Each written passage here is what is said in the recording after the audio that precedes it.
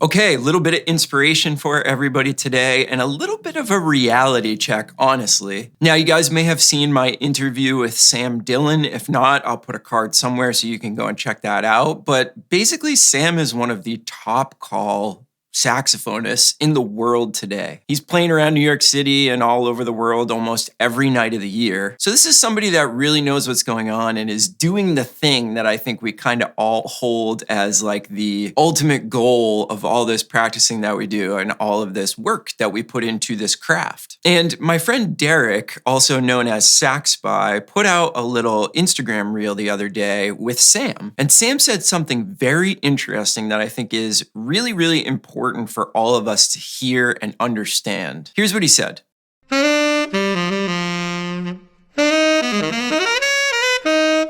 If you want to learn how to play a tune, play 100 courses of that tune by yourself and you're never going to forget it. So I think that this is very, very, very important for us to think about.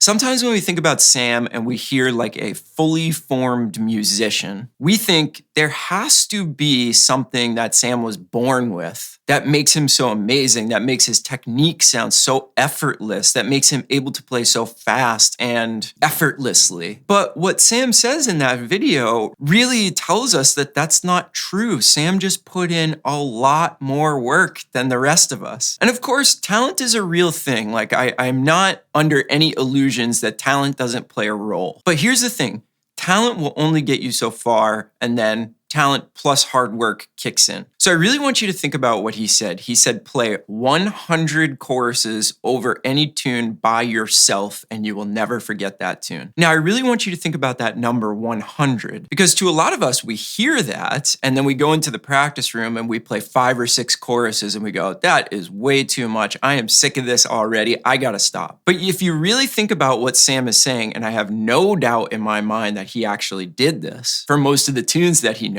you have to think about the fact that after you get through 5 choruses of something, you are just barely scratching the surface of what he's talking about. And it is that willingness to keep your head down and work until you get to that 100 chorus mark that is the difference between you and somebody like Sam. So this brings up another thought in my mind that I think a lot of people think the process of getting better at playing jazz is some like magical thing where you sit in the practice room and you wait for a lightning bolt to hit and then you get all the answers. But that's just not true. All of your favorite musicians, most of the results they get, most of why they are your favorite musicians are because they were willing to do more reps than you are. And I'm not saying this from a place of, I think that's what they do. I've had a chance to talk to a lot of my favorite musicians and they just explicitly tell me that that's the case. You know, after interviewing maybe 100 of my favorite saxophone players on Inside the Saxophone Mind and on this channel and on another podcast that I did for a while called Everything Saxophone, I tend to ask these artists exactly these types of questions and they all come back with the same thing. It just takes a lot longer than you think it does, and it takes a lot more repetitions than you think it does. So we often hear the term muscle memory in music, and you know, as saxophonists or some other instrument that requires a lot of dexterity in our hands, piano, guitar, saxophone, trumpet, clarinet, anything, we think, okay, well, muscle memory applies to the fingers. But you have to also realize that your ear is a muscle as well. And repetitions, what Sam is talking about in this video, playing 100 choruses over one tune by yourself, not only is that going to work these muscles, but it's also going to work these muscles. And you're going to start to hear some things through that repetition. You're also going to get really sick of what you're playing, and you're naturally going to start searching for some new sounds in your playing. And it's that repetition, that exhaustion of, wow, I'm just playing the same thing every chorus, that you only realize once you've played through something 50 times, that really spurs growth. So I want you to take what Sam is saying very, very seriously. And I want you to really think about whether you are just scratching the surface of something or whether you're truly putting in the amount of reps that are really going to make something a part of you. Really form that muscle memory and also really start you down the path of exploring some new things, but in a natural way,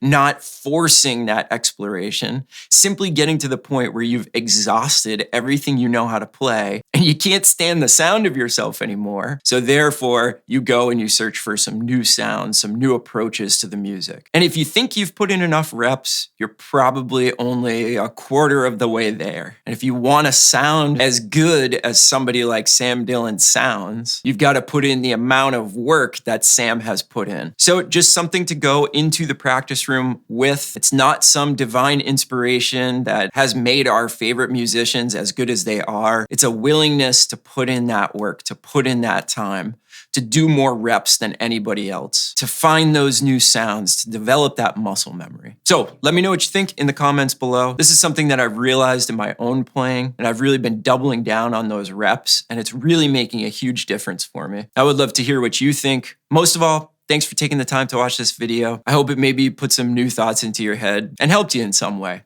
We'll see you on another one soon. Bye, everyone.